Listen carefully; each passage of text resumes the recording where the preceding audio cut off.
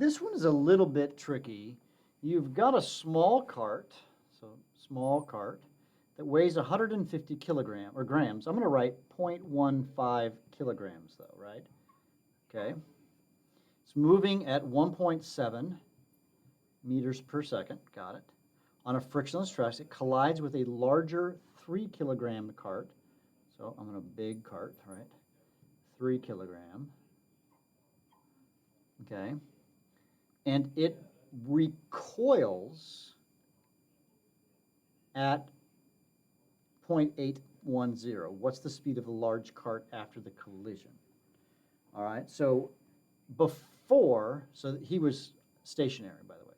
So that it's really going to be M1V1 of cart 1, and this is cart 2, right?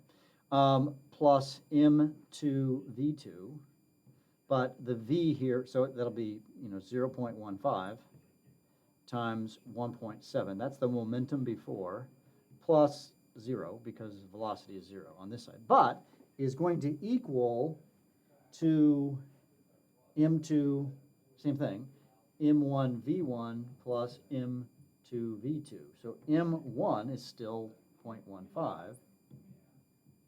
And his speed, though, when he gets after this collision, what is his speed? It's negative 0.810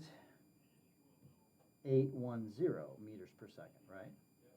Plus, now we know the mass of this guy, 3 times V2.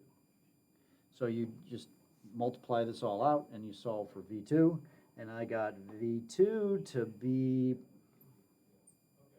0.125. Now recoil means he's going backwards. That's why this is negative 0.8. And then it'd be meters per second.